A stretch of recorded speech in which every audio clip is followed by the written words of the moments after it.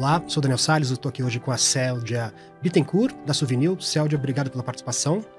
Olá, Daniel. Obrigada a vocês pelo convite. Um prazer estar aqui. Célia, explica um pouquinho a sua função na Souvenir.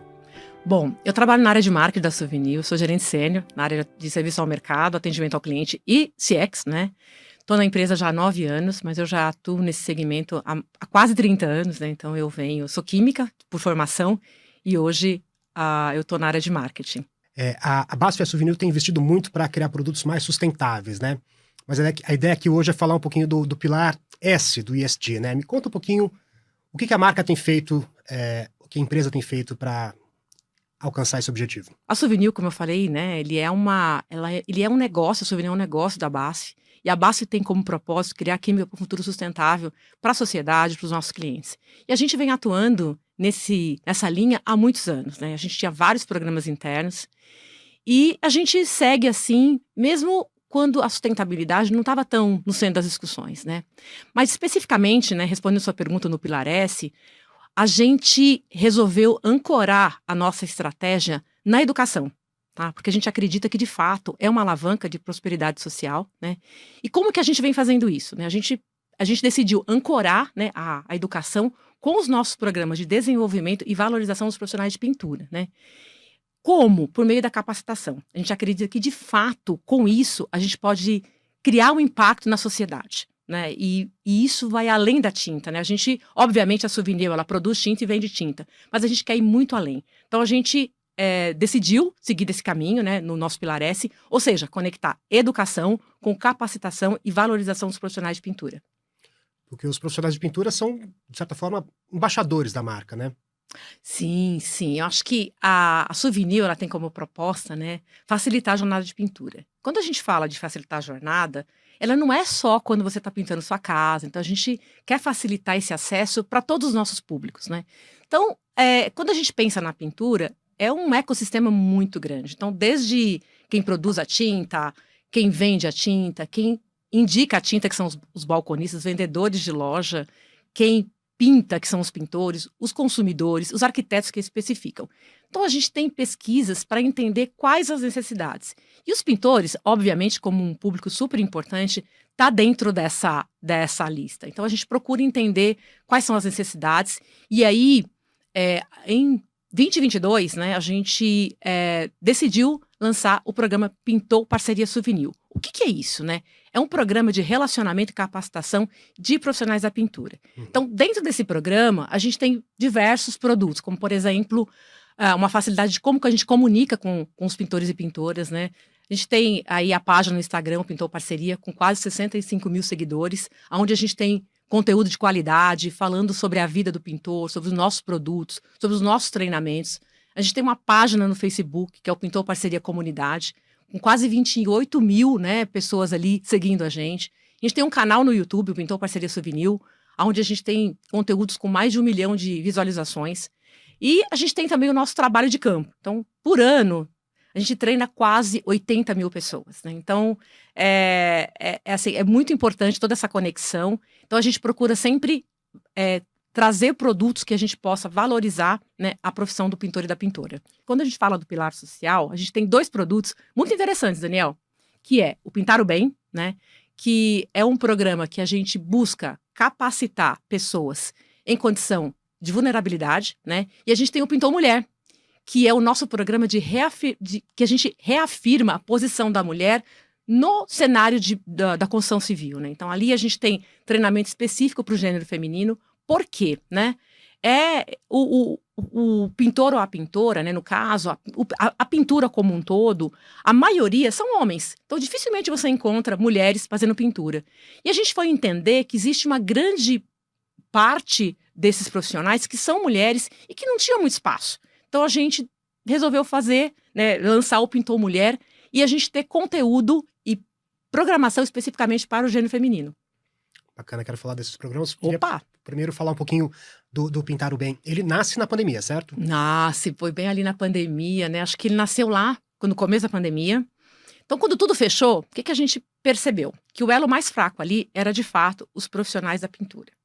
Então, a gente ficou bastante incomodado, que a gente percebeu, né, que o pintor ele tem uma renda, muitos deles por dia, muitos deles por obra. Quando fechou, eles realmente ficaram sem trabalho, sem renda.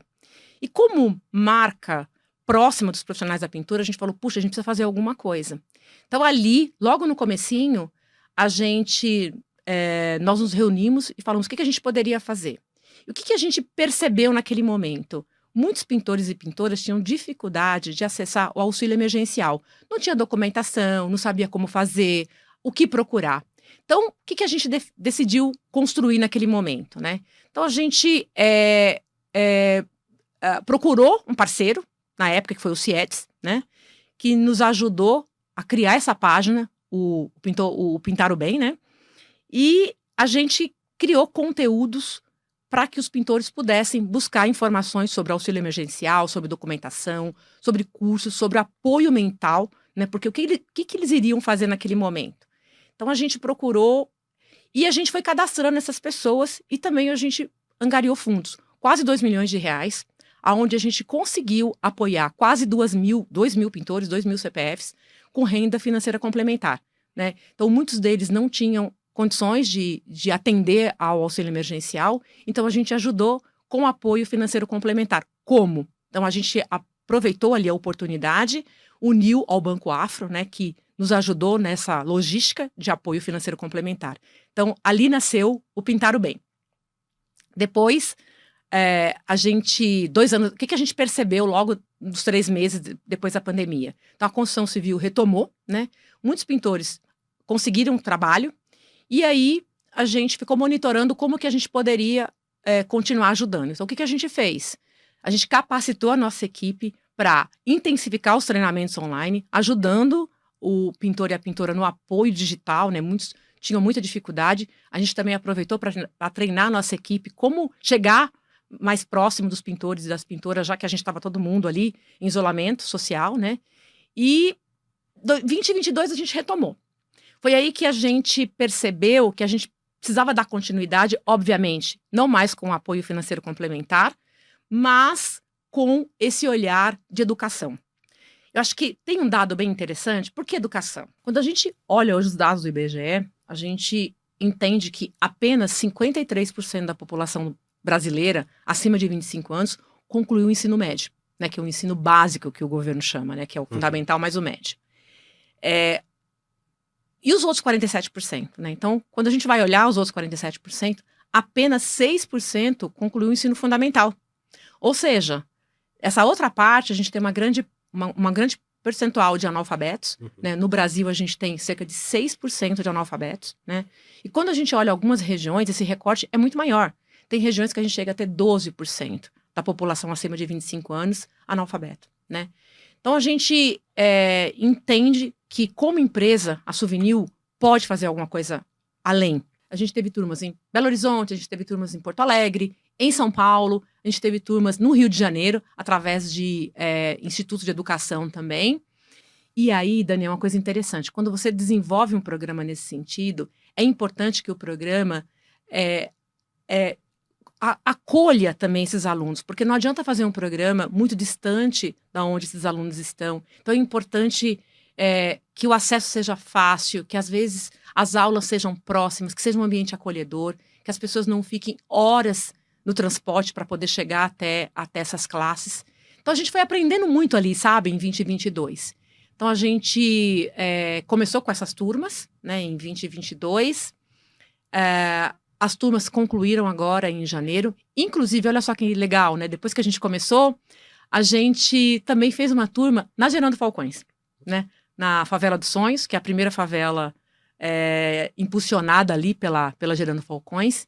Então, o Edu Lira nos procurou naquele momento como que a gente poderia fazer alguma coisa diferente, já que eles tinham uma intenção de zerar a pobreza, né? De gerar renda e emprego para todas as 200 famílias ali da Gerando Falcões. Então, a gente fez uma turma lá e a gente também foi somando coisas, né? Então, com isso a gente somou a pintura, as empenas, onde a gente ajudou também artistas periféricos ali da região. Então, coisas muito legais. E tem os dados concretos também de avanços desse programa, né? Temos sim. segundo a nossa pesquisa, né, que a gente pesquisou todas as pessoas que passaram pelo programa Pintar o Bem, eles ganharam em avanço escolar cerca de 2 anos e meio, Daniel. Olha que coisa interessante, né? E 40% das pessoas que passaram pelo programa segue ganhando dinheiro com a pintura. E 96% relataram que o programa impactou fortemente na vida deles, né? Através do conhecimento, das aulas ali de português e matemática. Então, ajudaram de alguma forma na geração de renda, no avanço do conhecimento como um todo, né? Então, realmente a gente entende que o Pintar o Bem, ele tem um impacto muito grande na vida das pessoas. E tem, assim, um relato que me emociona demais. Por exemplo, um rapaz da Gerando Falcões, que fez o programa com a gente, eu tive lá um dia desse, para um projeto com a favela, ele me relatou: Céudia, eu queria continuar na pintura, mas todo o aprendizado que vocês nos proporcionaram, né, de matemática, português, habilidades para o mercado de trabalho, eu consegui um emprego numa fábrica aqui do ladinho, né? E eu agora sou uma pessoa que tenho carteira assinada, e continuo aqui ajudando a comunidade na pintura. Então, o que a gente quer, obviamente, é conectar com o pintor e com a pintura. Mas tudo que a gente pode impactar na vida dessas pessoas, para a gente é uma vitória. É uma vitória. A gente está mudando a realidade de cada família. E que mais vem por aí? Puxa, a gente tem já agendado, Daniel, uma turma lá com a Favela do Haiti, a nossa parceria com a Gerando Falcões, né? E a gente deve começar esse programa já nos primeiros meses de 2024, né? É um programa que a gente quer replicar o que foi feito na Favela dos Sonhos. Então, uma turma, eles estão super animados, a gente já tem aqui o contexto. A gente segue com a Alicerce, né? Trazendo educação e conectando com a valorização, né? Com os nossos programas de capacitação de pintores e pintoras. Então, a gente está bastante aí ansioso para começar essa nova turma com a Gerando Falcões. Agora, não mais na Favela dos Sonhos, que a gente já entende que o nosso propósito foi atingido, mas agora numa nova favela que fica ali na Favela Haiti. E a participação das mulheres nos canteiros de obras, né? Como é que dá para alavancar a participação delas no mundo da pintura também? Como é que vocês têm trabalhado essa questão? Claro, claro. Bom, assim que a gente lançou o Pintor Parceria Souvenir, né, que é o nosso programa de relacionamento e capacitação para pintores e pintoras, a gente identificou um grande número de mulheres na construção civil. A gente acredita que a gente tem cerca de 20%, mas é muito difícil, às vezes, localizar essas mulheres. Muitas não se autoafirmam: eu trabalho com obra, eu sou pintora. Então, eu acho que existe assim, um certo vergonha, né, de assumir, ou às vezes alguma coisa que fala assim: não, eu não sou pintora, eu limpo equipamento, eu faço alguma coisa. Então, o que a gente entende é que a gente precisava de alguma forma valorizar essas mulheres. E foi aí que a gente lançou o Pintor Mulher, que é o nosso programa de capacitação para as mulheres, né? O que a gente busca realmente trazer autoestima, conhecimento, formação de turmas específica para mulheres. Então, para te trazer um exemplo, então a gente tem o Pintor Mulher, né? E esse ano, por exemplo, no mês de março, a gente fez um grande mutirão treinando mulheres. Então a gente teve aí em março o Festival Pintor Mulher, onde a gente rodou o Brasil, levando conhecimento, capacitação exclusivamente para mulheres, né? Então, e aí não só técnica, mas conhecimento da saúde da mulher, como que muitas mulheres podem procurar apoio quando estão sofrendo algum tipo de agressão. Eu acho também na obra como um todo, então muitas mulheres relatam problemas desde usar um banheiro, não tem um local para fazer a refeição, como elas também podem procurar apoio, né, para deixar os filhos enquanto trabalham. Então, a nossa atuação, ela vai muito além do trabalho técnico do uso da pintura, mas como que a gente pode formar um ecossistema para, de fato, colaborar com a pintura. Então, o Pintor Mulher é essa afirmação. Eu acho que muitos clientes, né, nosso varejo, né, falam: nossa, eu nunca vi uma mulher. Será que eu posso realmente confiar no trabalho delas? Então, a Souvenir tem essa proposta. Sim, você pode confiar. Elas são capacitadas, elas procuram conhecimento, elas entregam um trabalho tão bem quanto o homem. Então, eu acho que o nosso papel aí no Pintor Mulher é realmente reafirmar esse comprometimento da marca Souvenir com a pintora. Agendas de ESG sempre tem metas, né? Quais são as metas da Souvenir em relação ao Pilar S? Bom, boa pergunta essa, Daniel. Olha, eu acho que no começo a gente queria dizer: eu quero atingir 2.000 pessoas, 100 pessoas, enfim. O que a gente foi aprendendo? Não, eu acho que o mais importante é você ter metas que de fato vai mudar a vida das pessoas. Então a gente sempre ajusta as nossas metas, até porque tem turmas que a gente trabalha 6 meses, outras turmas 2 meses. Então as nossas metas, ela é uma meta mais de curto prazo. Por exemplo, eu tenho turmas agora acontecendo em Paraisópolis, que a gente vai acompanhar a formatura. Já tenho totalmente uma agenda, né, para o ano que vem, no Q1, no Q2.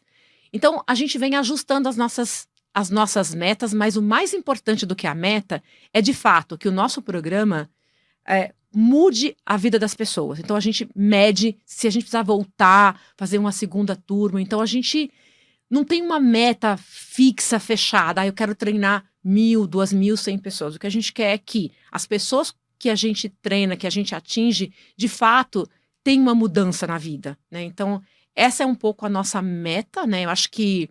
E o que a gente faz também é como que a gente pode potencializar os nossos programas. Vou te dar um exemplo. Quando a gente trabalhou no Gerando Falcões, a gente estendeu um pouco mais o nosso programa, porque ali não foi só a educação e a capacitação. Ali a gente trabalhou como que a gente poderia empregar essas mulheres fazendo a revitalização das 200 casas na favela, né? Como elas poderiam também ganhar dinheiro, não só as mulheres, mas também os homens que passaram pelo programa, né? Então, a gente vai meio que ajustando cada grupo com a necessidade. A gente procura sempre fazer alguma mudança no entorno da comunidade onde o programa chegou, né? Então, é um pouco o nosso propósito. Cláudia, obrigado então pela entrevista, foi um prazer. Obrigada, Daniel. Muito obrigada.